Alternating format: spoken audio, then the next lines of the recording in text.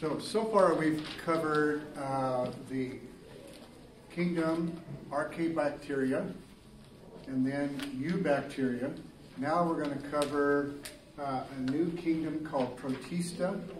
Protista is the new kingdom. It's still part of microbiology, where these are organisms that are really tiny.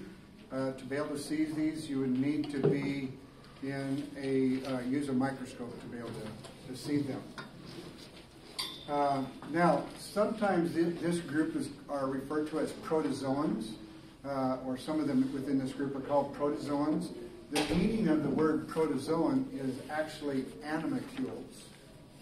In fact, one of the people that was studying this actually used that word because they're little tiny animals, or the other idea I think was, interpretation would be little beasties, little tiny animals living in the water.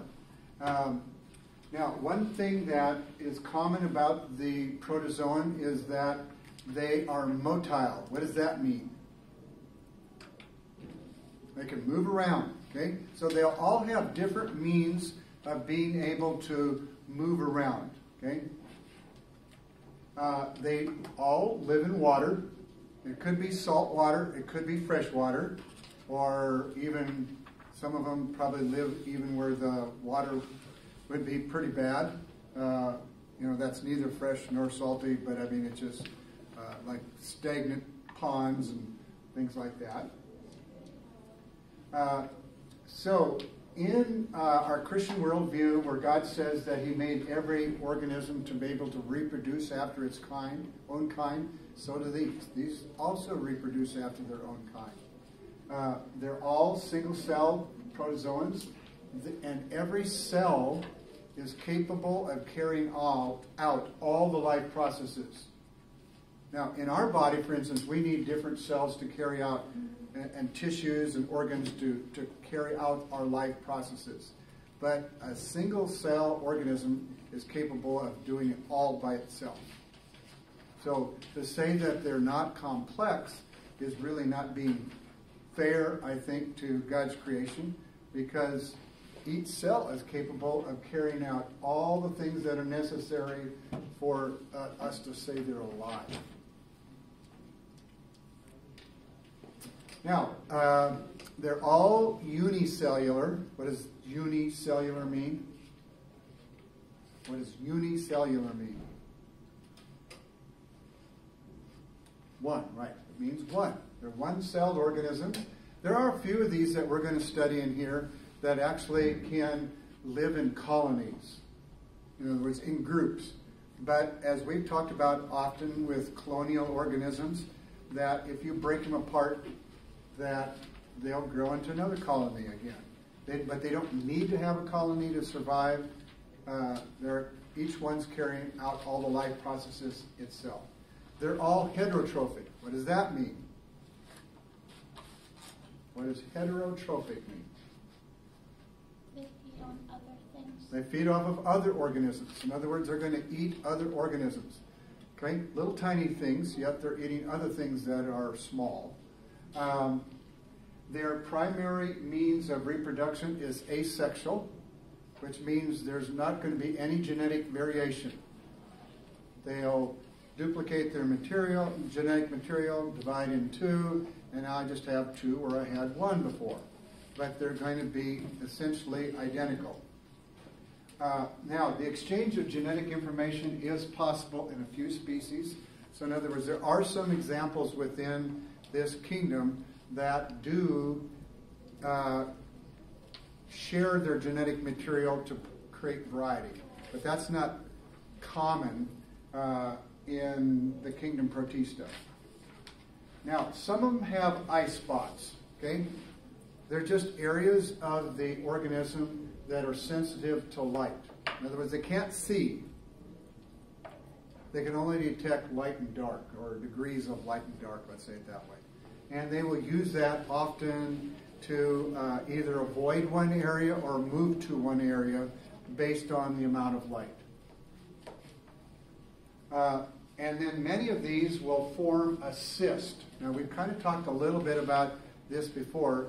A cyst is they kind of like encapsulate themselves so that when the conditions go bad, either it dries out or maybe they run out of food, they'll encapsulate themselves and they'll go into this sort of suspended, animated state where they have reduced metabolism, and they're just, sort of like their version of hibernating until conditions get better, until it gets wet or more food shows up.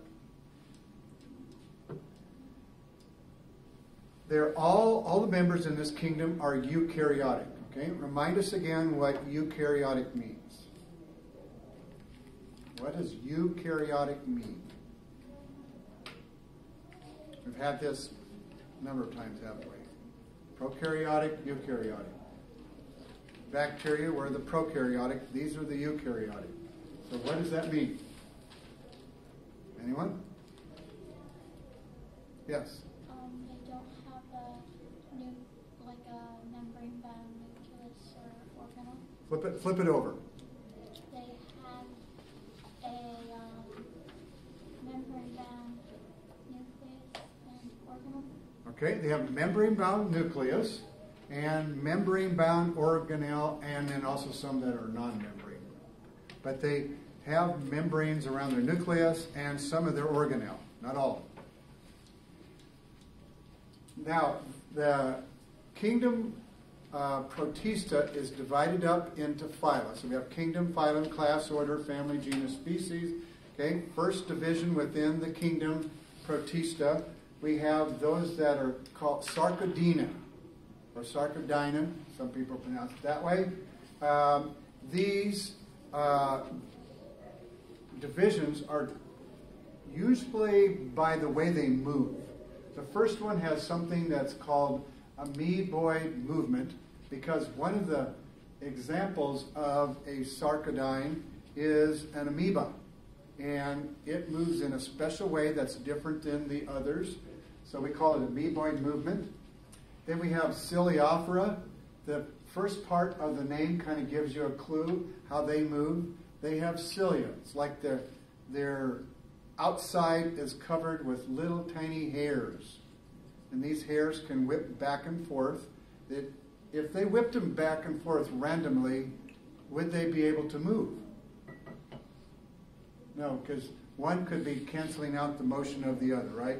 One's trying to move in one direction, others are trying to move it in a different direction, the opposite direction, let's say. So these have to somehow be coordinated, which is kind of interesting that organisms that are just one cell have a way of coordinating motion within themselves. Then we have another one. We chop the word right here after zo.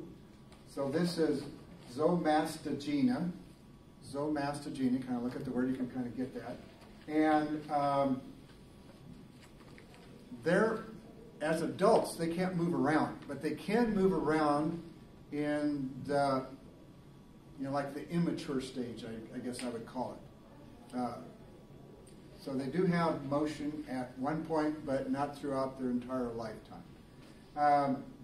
Then we have the sporozoa.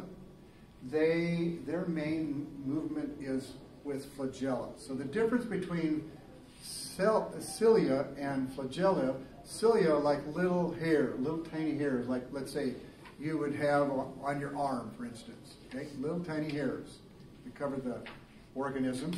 The flagella are usually just longer, and they have many, just few of those. Some only have one, some might have two, not very many. And they're long, and they move along much like you would say if you were like a fish moves its tail back and forth. That's how they move along. So sporozoa have flagella, Coleophora have cilia, and they all kind of beat together to help them to move. These don't have cilia or flagella. They move by changing their body shape. And then these, as adults, don't have any means of motion. Okay? So let's start with the sarcodines. The sarcodines have no standard body shape. So every time you see them under a microscope, they're going to have a different shape. You're going to see certain things that are common about them, but every time you look at them, they're going to have a different shape. Their plasma membrane, the membrane that goes around them, is very flexible. Okay? It can change its shape very easily, because that's important if that's going to be its means of moving around, is to be able to change its shape. Now, as it changes its shape, some parts of its body, I guess you could call it, will kind of extend out from time to time, and these extensions, where they're pushing cytoplasm into it, are called pseudopodia, and the meaning of pseudopodia, pseudo means false, and podia means feet. So these parts function as their feet to help move around. Do they look like feet? Not really, but we call them false feet. We'll talk a little bit more about that later. So in this picture, this would be a common picture of an amoeba.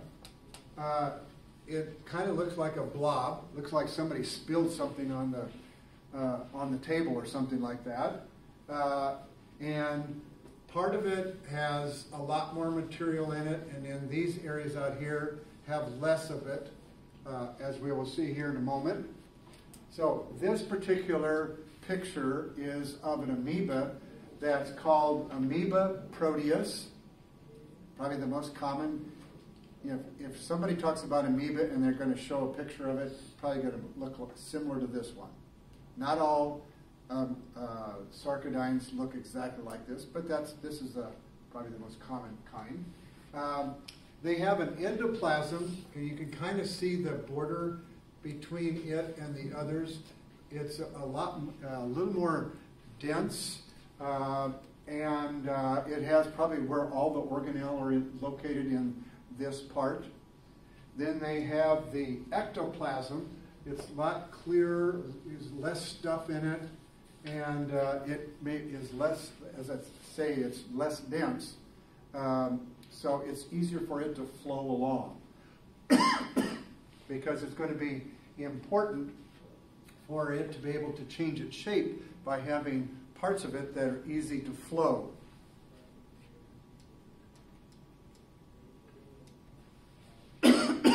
Now, this structure right here is the nucleus. It's kind of like the brain of the cell. Remember, we talked about that, sort of like the brain of the cell that controls everything that goes on inside the cell. So it has a nucleus. Its main job is to control metabolism. In other words, how it uses energy, builds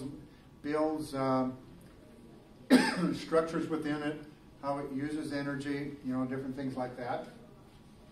It also has a contractile vacuole, which I'm pretty sure that clear spot right there is its contractile vacuole.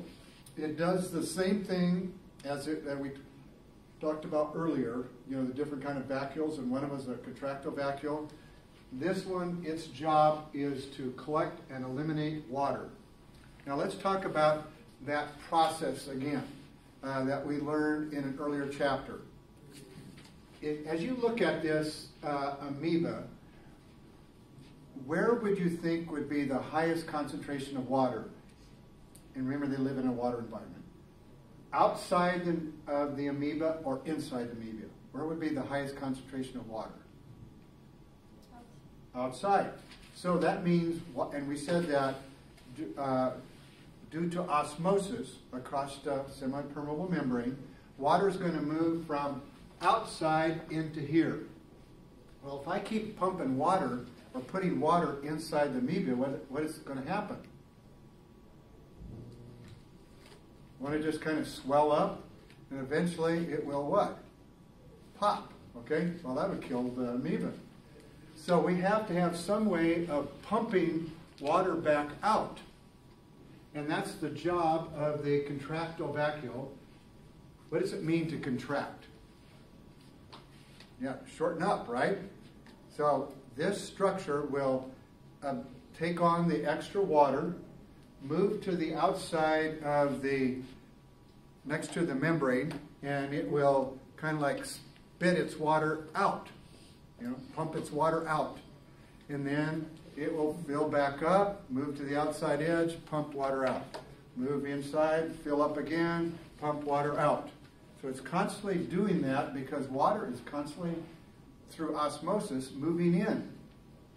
So if this were to stop, it wouldn't be long and that amoeba would die because it's just going to swell up big and pop. So that's its job, the contractile job. Now, to talk about this amoeboid movement, if you were to watch these, and there's lots of little movie clips on the internet showing you how they move along, but here would be sort of like a description of how they move. Every once in a while, as you're watching it, you'll see one place in its membrane where it looks like the liquid is pushing on the membrane and extending out. So this thing will just start out maybe really small, like a little bump, and then it'll keep pushing the ectoplasm into this and extending it out, and kind of looks, like a foot, a false foot. It's not a real foot, and it's looking for things. I mean, it uses that to sense its environment and respond to it. It might be, moving in such a way to find food. Now, if one of these would happen to touch a food particle, then it's going to flow. That's going to be. It'll respond to that stimulus by flowing around it. It'll maybe extend. Like let's say it found food right here, then these two would grow and come around it. Well, the part of the membrane that's right next to the food is going to become now the food vacuole. We talked about that, different kind of vacuoles. Food vacuole, it'll now be inside of the amoeba, and then by adding some enzymes to it, the food inside the vacuole can,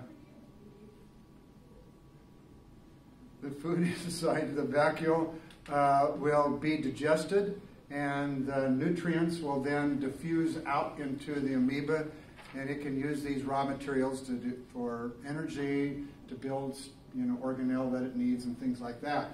Now, if it extends out there and there's nothing in that direction, it might just all flow back into the main part of the amoeba, and so it'll kind of be extending out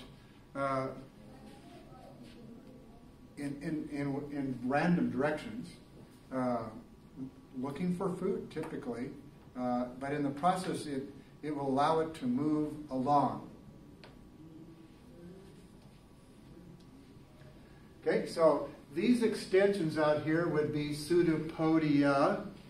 So this one happens at that moment, has a number of those, right? Probably has like 6 different pseudopodia, unless you count these little tiny extensions over here, maybe the beginnings of some more.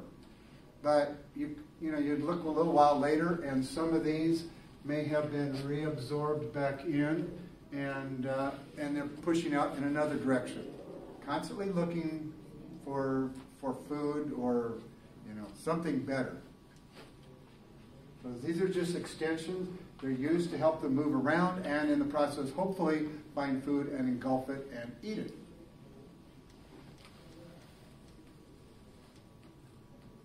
So that's why I just said that. So the membrane that's right next to the food will now become the food vacuole.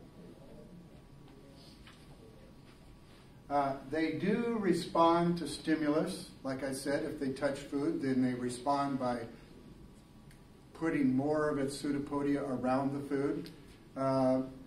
They probably, if they run into something that God's created them not to like, they might draw their pseudopodia in and start moving in the opposite direction. So you think of it, they can respond to their environment on a really crude level, but it's functional. I mean, it works for them. They get food, they can grow, they can live. And we did talk about this for the protozoans as a whole, but these also, they will duplicate the nuclear material and divide into 2 amoeba. So now you'll have 2 amoeba where you had 1 before. They'll be smaller, obviously, so they can grow as they, find more food. As far as the amoeba Proteus, we don't know of any sexual form of reproduction. Now, remember, sexual form of reproduction is for the purpose of creating variety. Okay? So they don't produce sex cells. So if there was any way, they'd have to have some way of exchanging genetic material between 2 organisms somehow. And we've never observed them doing that. So their only means of reproduction seems to be by binary fission. Now we'll run into some others that have more than one way of reproducing themselves, but for the amoeba, which is part of the sarcodines, they don't have a sexual means of reproduction. They do form cysts. Remember that it's like little capsules that they can form around themselves to keep themselves from drying out. And in the process, it's sort of like their way of hibernating. Not because it's cold, but because either it's too dry or there's not enough food. Because if they continue to function, they're going to use up their energy supply and die. So they just go into like a suspended state and stay that way until things get better. Now, how long they can last like that, I don't know the answer to that.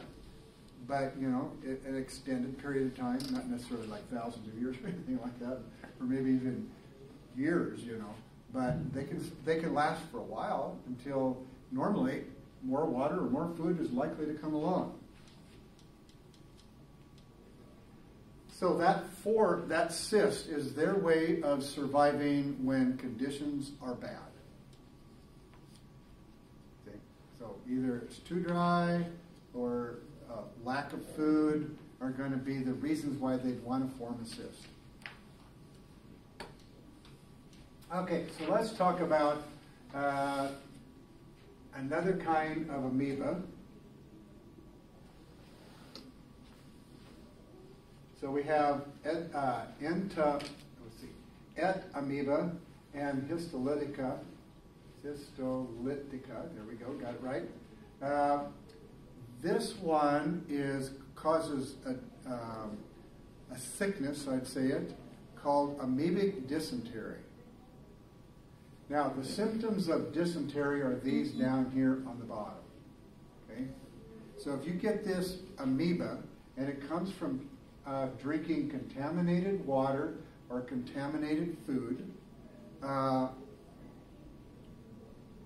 when you get this amoeba in you, it will cause your intestines to develop sores that will bleed. So it will cause you to have diarrhea, and there will be blood in that diarrhea because of these sores that you have in your intestines. And if not treated properly, diarrhea is one of the things, like for instance, when you get a flu, some people have to go to the hospital to get IVs because they're so dehydrated. So that's what can happen to these people. And if they don't get that kind of treatment, they could possibly die from that. Now, this dysentery, have any of you ever heard of Montezuma's Revenge? Ever heard that phrase, Montezuma's Revenge? Montezuma, I think, was an Aztec ruler in what I would call Central America. I don't know exactly where, of the Aztecs. And if you remember anything from history, is Spain conquered a large part of that area down there. And if you look at a lot of people that we say are Hispanic, most of them are like a mix of the Aztec Indians and the Spanish. So they have both Spanish and Aztec features. Sometimes you do see some of them that still are more of the Indian heritage that they have from the Aztecs. Now, when the Spaniards conquered it, one of the things they weren't prepared for is for the contaminated food and water that happens down there. So many of the soldiers would get dysentery, and a lot of them would die. Okay? So even though Montezuma was conquered by the Spaniards, they refer to this dysentery as being his revenge on the soldiers or for Spain for attacking them. So I know that when I taught at Scottsdale Christian, we would go in missionary trips. Sometimes a lot of them went out of the country. We would go down to Guadalajara, Mexico, which is down by Mexico City, and we would stay at a YWAM base. And on a YWAM base, you want to poke him? A YWAM base, it was safe for us to drink the water and eat the fruit. Okay, drink the water and eat the fruit. But if we went off base, because they had their own well, I think it was. When we went off base and would go into town, they didn't want us to drink any of the water there because it was probably not necessarily guaranteed to be clean. It could have this amoeba in it, and we would get sick. Or they had a lot of nice fresh fruit down there, and only fresh fruit that the YWAM base served were we allowed to eat. Off base, we were not allowed to eat it because we could get amoebic dysentery. So, I mean, that's still a problem today. It's not necessarily, it didn't go away just in the hundreds of years since they were conquered by the Spaniards. So, let's now change from the sarcodines to the Ciliophora. We often refer to these as the ciliates just because they have cilia. And that is how they move. I don't know if those in the back might not be able to see it very clearly, but some of you can see it looks like kind of a shadow around here. Those are little tiny hairs that grow out from the outside of the organism, and they can wave these back and forth, kind of like oars, to help them move around. But they're not random. They kind of move in waves so that they can actually go someplace intentional. All of these ciliates are free swimming. Like the amoeba, they typically are on a surface in the water and just move along the surface. They don't move through the water, but down maybe on the bottom and stuff is where you would typically find them. Here, these are capable of moving around in the water. So the cilia help them to cause them to be free swimming. Here would be an artist's drawing of the previous photograph. Okay? And you can here more clearly see the hair, the cilia that they have around the outside. They have a macronucleus right here, much larger than, and then they have a really small one. This one has, we have, in our nucleus, we have just one copy of all our chromosomes, right? In them, they can have multiple copies of them. It doesn't say how many. It's not like they have 2 sets or 3 sets. They can end up having multiple, and that will be important when they divide in two. There is stuff to divide. They also have a micronucleus. This is a little tiny nucleus over here, and its job is in the form of sexual reproduction. So this one is different than the amoeba. The amoeba had no sexual means of reproduction. This particular one, the paramecium, does have a way of sexual reproduction where we can have a mixing of genetic traits. They have the outside layer is called a pellicle, and it's it's not as flexible as it was in the amoeba, where the amoeba could change its shape in any. This one doesn't really change its shape much. It might bend a little bit. I've seen videos of it where it looks like it's kind of bent a little bit, but not very much. So it's a lot stiffer on the outside. It's still flexible, but it's firm. So when you see this paramecium in a photograph or through a microscope, it'll almost always have this look the same shape. Amoeba, you can't ever count on it being the same shape. It'll always be a different shape. So, and you kind of look at it, it does look a little bit like a slipper, doesn't it? So they give it a name like a slipper shape. It has to me it looks like this would be like on the inside of your foot. You know how you have the arch of your foot, it kind of looks like that here. It has a little arch like this, and it's kind of grooved out right here. So they call that the oral groove. Oral has something to do with like your mouth, right? If you take something orally, it means you take it through your mouth. Well, this is sort of like their mouth in a way, or leading up to their mouth. So food can be, so they can, as they're moving along, can guide food into their, kind of like their mouth and their throat. We give special names for them, but that's kind of what it functions as. So this is, you have the oral groove, okay? So it's where the food's going to go in.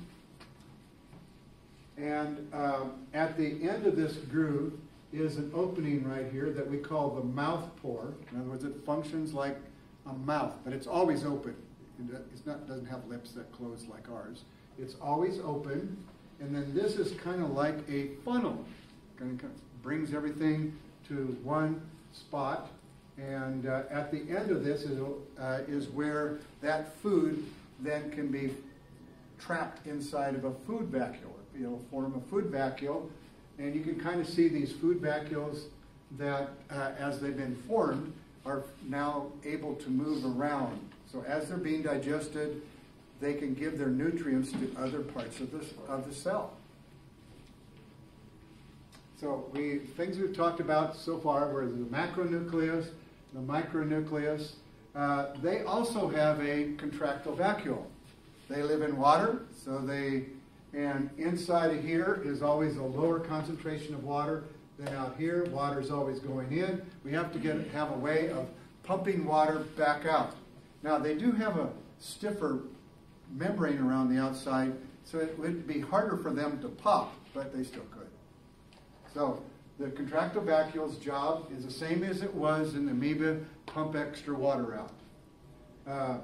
Oral groove, that's where the food gets aimed down that. This gullet is like their throat. Okay? We often use that word for the throat like of a bird. It's gullet. Okay? Or a fish has its gullet. It's sort of like the throat. Okay? Mouth pore, that's just the opening where the food's going to go in. And there was the gullet I talked about. There's a food vacuole that has, as it's moving along and collecting particles of food, they will then get put inside a food vacuole that will release from here, move out here.